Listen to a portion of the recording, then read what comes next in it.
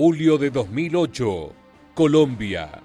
La ex candidata a presidente Ingrid Betancourt se encuentra bajo el cautiverio de las FARC hace más de 6 años junto a otras 14 víctimas.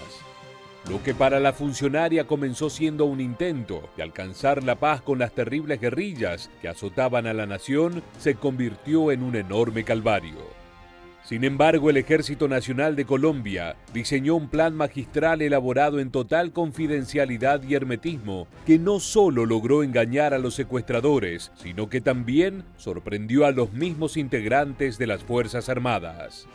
Infiltrados como una ONG y con el aval de los captores, el ejército montó la espectacular Operación Jaque que no necesitó del uso de armas de fuego. Entonces, ¿cómo fue que las FARC secuestraron a Betancourt? ¿Y en qué consistió el magistral rescate organizado por las fuerzas colombianas?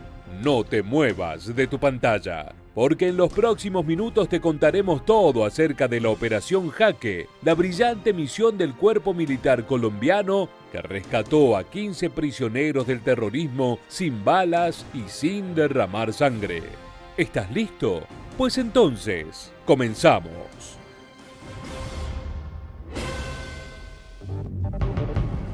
Antes de hablar del secuestro de la ex candidata a la presidencia Ingrid Betancourt y el posterior rescate, será necesario ponernos en contexto.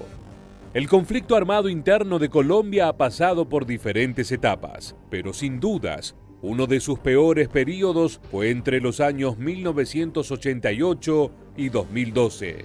Desde hace varias décadas, el gobierno y sus fuerzas armadas, con apoyo de naciones como Estados Unidos, Israel y el Reino Unido, ha tenido que enfrentarse contra dos bandos. Por un lado, las agrupaciones paramilitares y los cárteles, y por el otro, los grupos guerrilleros.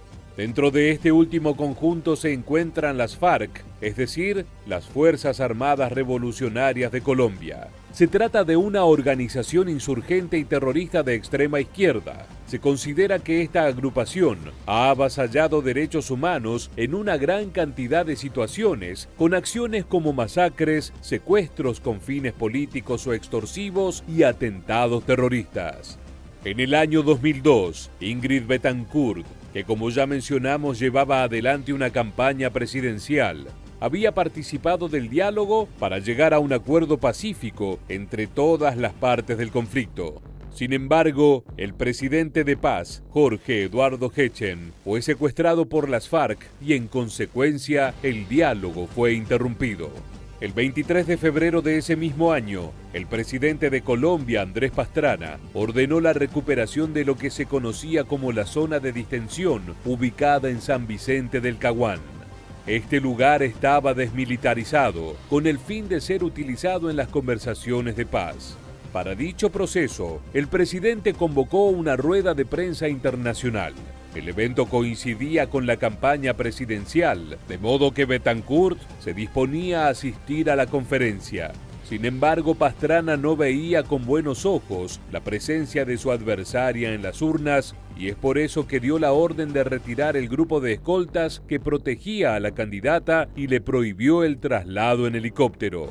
De todas formas, Betancourt decidió asistir y viajar por vía terrestre. Sin custodia alguna, fue secuestrada por las FARC junto a su asesora Clara Rojas. Luego de algunos años sin mayores novedades acerca del paradero de la ex candidata, en mayo de 2007, el policía John Frank Pinchao se dio a la fuga luego de haber sido secuestrado por el grupo terrorista. Pinchao declaró haber sido compañero de cautiverio de Betancourt y confirmó haberla visto por última vez a fines de abril. Gracias a este dato y el resto de su declaración respecto a la ubicación de la zona utilizada por los guerrilleros, el ejército descubrió a algunas de las víctimas en las inmediaciones del río Inírida, dentro de la selva del Guaviare.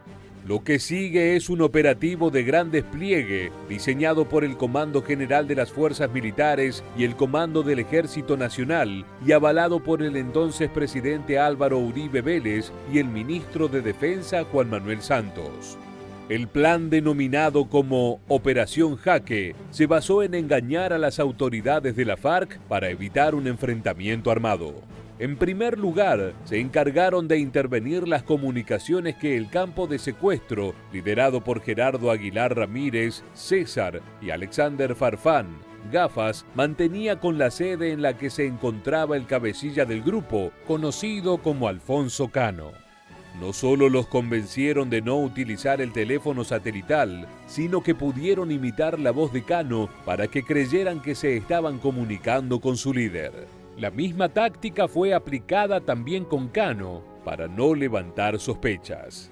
Para lograr infiltrarse, el cuerpo militar ideó una ONG ficticia que aparentemente llevaba el nombre de Misión Humanitaria Internacional y cuya misión fue trasladar a los efectivos al sitio donde se encontraba Cano. El coronel Raimundo Malagón, uno de los convictos de la FARC durante la misión, declaró que la inteligencia militar le hizo creer a César que estaba hablando con Alfonso Cano. Fue una operación de engaño tan perfecta que los dos terroristas creían que todo lo que les decían era verdad. El momento del rescate se acercaba y la tensión era máxima. Los medios no estaban informados e incluso se mantuvo la confidencialidad dentro del mismo ejército para que no se filtrara información. Según un militar anónimo, al momento de reclutarnos nos dijeron que volviéramos a Bogotá porque se había caído el avión de Iván Márquez. Cuando llegamos, uno de los oficiales que también fue a la operación explicó todo y cerró con una frase que me dejó frío. Las FARC están obedeciendo nuestras órdenes. Los militares debieron tomar clases de actuación para que su interpretación fuera creíble y varios de los miembros perfeccionaron su inglés para dar la impresión de formar parte de una ONG internacional. Finalmente adaptaron 2 helicópteros Mi-17 y se trasladaron hacia la selva. El 2 de julio de 2008 aterrizaron y se encontraron con Farfán y Ramírez y casi 300 efectivos de la FARC que mantenían secuestrados a los 15 individuos entre los que se encontraba Betancur. Es importante destacar que los militares estaban desarmados al igual que las aeronaves. Los secuestradores recibieron a los militares infiltrados con total hospitalidad e incluso los invitaron a comer, pero los miembros de la falsa ONG rechazaron la invitación apelando a una falta de combustible.